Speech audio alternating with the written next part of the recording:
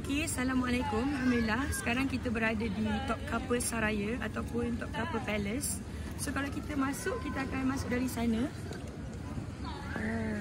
Dan tadi kita travel daripada pintu masuk, kita terus ke belah kanan.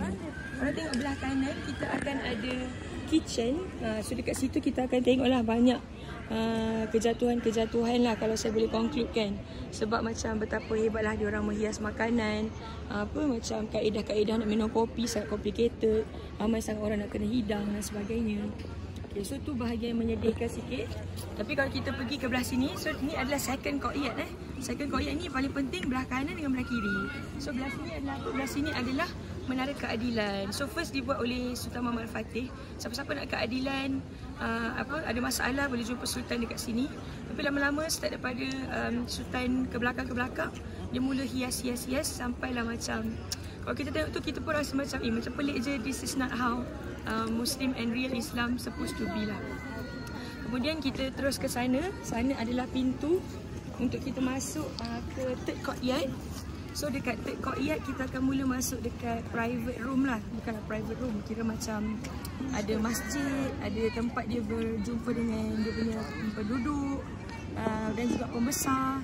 Antara tempat-tempat yang best kat situ ada portrait Sultan Osman, tapi tutup sekarang. Kemudian ada apa lagi? Ada masjid Sofia Jami kat situ kan? Betul kan? Betul. So tadi kita alhamdulillah dapat solat duha kat situ. Kat situ hanya boleh masuk untuk beribadah saja, tak boleh tangkap gambar dan sebagainya. Dia betul-betul tepi selat Golden Horn. So kita akan dapat Golden Horn lah daripada situ. Apa lagi yang penting kat situ? Ada Baghdad. Oh, ada sekolah. Ada tempat Fatih punya pavilion tapi tutup juga, renovate.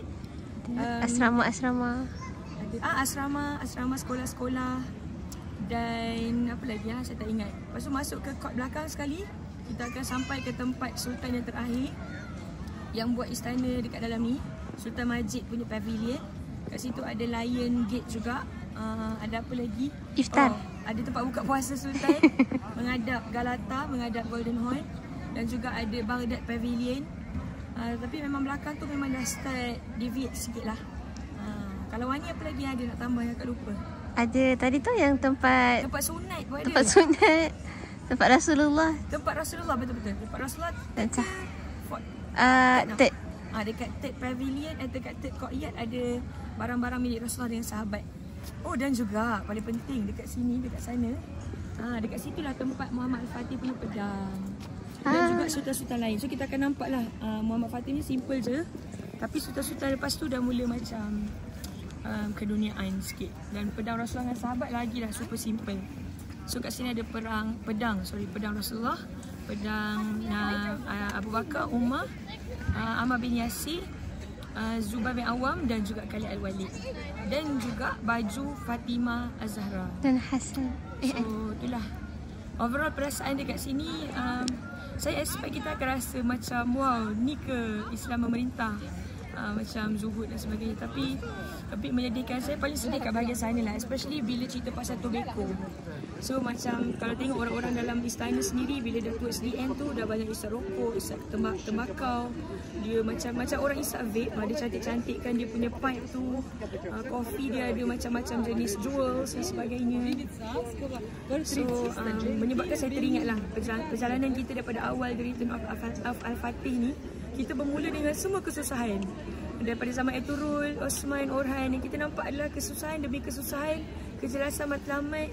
Mereka membayar janji Allah, beriman, beramal soleh, maka Allah la yastakhlifannahum. Kemudian Allah wala yumakkinanna lahum.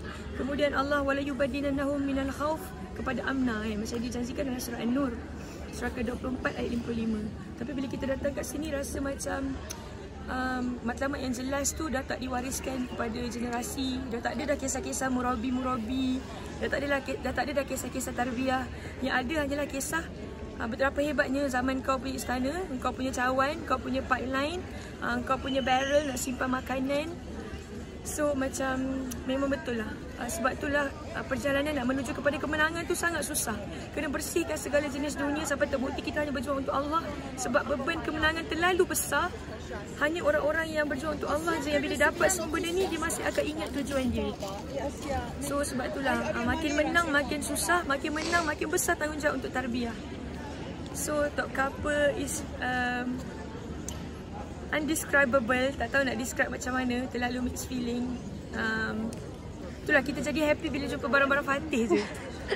Betul. Ala kuliah. So moga-moga hadiah 2021 yang Allah bagi kita jumpa makam Abu Ayyub Al-Ansari. Moga kita ingat tentang the real jihad Masjid Tok Tom. Kemudian kita dapat tengok makam Sultan Muhammad Fatih. Dan ini adalah tempat administrasinya yang pertama yang dibina dengan kefahaman. Tapi lepas tu bila tak diwariskan, bila over the generation tu dah mula tersirna dengan dunia, jadilah apa yang macam kita tengok. Tapi saya makin takut nak pergi Dolma Baca kejap lagi sebab kat situ lagi menakutkan dan scary. Tapi itulah, susahlah sebenarnya. Kita pun tak boleh nak jamin bila kita berada di tempat dia orang kita akan boleh sahabat kan. So sebab tu kita sangat kena doa, Allahumma ya muqallibal qulub tsabbit qulubana ala dinik wa ala ta'atik wa ala tariqi da'watik. Ala kulli hal, assalamualaikum warahmatullahi wabarakatuh.